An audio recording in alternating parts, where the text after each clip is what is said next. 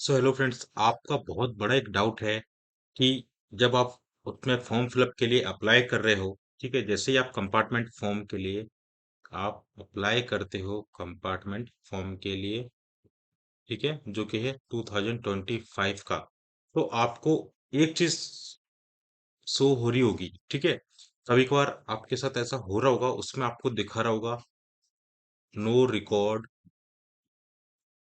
Found, ठीक है। अब ये जो नो रिकॉर्ड फाउंड आ रहा है ना, नो रिकॉर्ड फाउंड, ये क्यों आ रहा है, इसका क्या क्या रीजन है, ठीक है, तो वो चीज आप बिल्कुल क्लियरली पहले समझ लीजिए, है ना। सो प्लीज, अगर चैनल पर नए, चैनल को सब्सक्राइब जरूर कर लेना, ताकि आपको सीबीएसई से रिलेटेड सारे अपडेट्स मिलते हैं। प्लस यहाँ पर सारे फॉर्म फिलअप भी होते हैं। अगर स्टूडेंट किसी को भी अगर है ना फॉर्म फिलअप करवाना हो, तो मुझसे वो इस नंबर पे कांटेक्ट कर सकता है, 7733872573। ठीक है, आप मुझे इस नंबर पर कांटेक्ट करके आप अपना फॉर्म फिलअप भी करवा सकते हैं। अब देखो, मैं इसका एक आपको इम्पोर्टेंट रीजन बता देता हूँ कि जो आपका इस साथ हो रहा है, कि भाई आपका जो है, क्या बोलते हैं, फॉर्म जो है नो रिकॉर्ड फाउंड क्यों दिखा रहा है, ठीक है, तो उसका एक पीछे एक रीजन है। देखिए, अब क्या है कि आपको पता है कि जो सीबीएसई है ना, सीबीएसई पहली चीज, कि जो सीबीएसई है, आपको कंपार्टमेंट के लिए, किसके लिए, कंपार्ट के लिए आपको 3 चांस देती है। कितने? 3 चांस मिलते हैं, ठीक है। अब कई बच्चों को याद नहीं है, कई बोल रहे हैं कि मैंने केवल एक बार एग्जाम दिया, 2 बार, दूसरी बार एग्जाम दिया।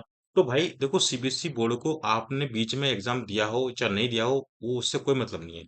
आपने पहला 12th मतलब जो मेन एग्जाम आप देते हैं पहले स्टार्टिंग में, वो एग्जाम आपने दे लिया, ठीक है। उसके बाद क्या होता है, उसके बाद फिर जब आप फेल हो जाते हैं, तो आपकी कंपार्टमेंट आती है। फिर एक वो एग्जाम काउंट करते हैं, पहला फर्स्ट एग्जाम वो होता है आपका मेन कंपार्टमेंट वाला। सपोज करो आपने वो दे दिया, उसके बाद में फिर अक्टूबर में फिर से एक फॉर्म निकलता है, ठीक है। अब कई बच्चों ने वो फॉर्म फिल करा ही नहीं है ना, तो वो इसमें नहीं दे सकता, ठीक है, उसने फिल करा ही नहीं है।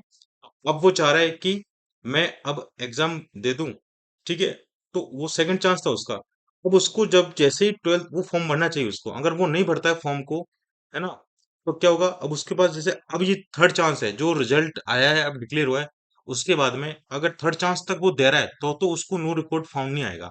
उसका क्या देगा, उसके आप फॉर्म फिलअप आराम से कर पाओगे, ठीक है। लेकिन जो ऐसे कर रहा है कि भाई 3 चांस उसको हो गए हैं, उनको क्या दिखाएगा, हमेशा नो रिकॉर्ड फाउंड दिखाएगा, ठीक है। इसके पीछे एक और रीजन है, मैं आपको बता देता हूँ। कई बच्चे क्या करते हैं कि दूसरा जो कंफ्यूजन हो रहा है, वो उनको हो रहा है जो इम्प्रूवमेंट दे रहे हैं, ठीक है।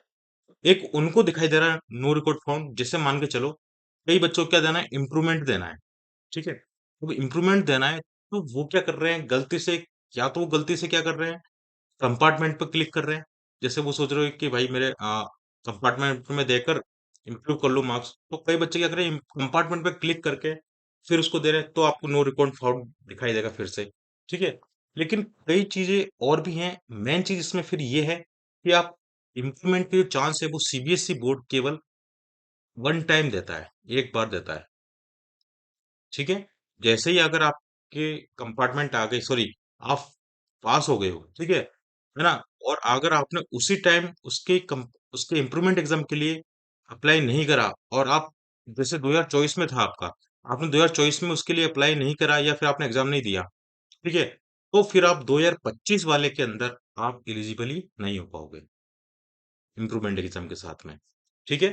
तो इस चीज का आपको ध्यान रखना है, इम्प्रूवमेंट एग्जाम का चांस केवल एक बार मिलता है, वो भी उस 12th के साथ ही, है ना। जैसे मान के चलो आपने 2025 में करिए, तो 2025 वाले कैंडिडेट को उसी टाइम दिया जाएगा इम्प्रूवमेंट का चांस, ठीक है। ऐसे कोई कैंडिडेट अगर जैसे 2024 का था, तो उसको 2024 के जो एग्जाम होंगे, ठीक है ना, जो 24 सेशन है, 2024 का जो सेशन था, 2025 में उसके एग्जाम होते हैं, तो उसको उस टाइम उसका दिया था, मतलब कि 12th के साथ ही या 10th के साथ ही वो इम्प्रूव कर सकता है। अगर वो चाहे कि 1 साल छोड़कर फिर से इम्प्रूव देना चाहे, तो वो चीज पॉसिबल नहीं है, वो आपको चांस मिलेगा ही नहीं। जैसे आप फॉर्म फिलअप करोगे, तो जैसे आप देखते हो कि आप इम्प्रूवमेंट एग्जाम पर क्लिक करते हो ना, तो आपको केवल 2025 ही लिखा मिलेगा बाय डिफॉल्ट। उसके अंदर आपको ईयर चॉइस करने का ऑप्शन ही नहीं मिलेगा, ठीक है?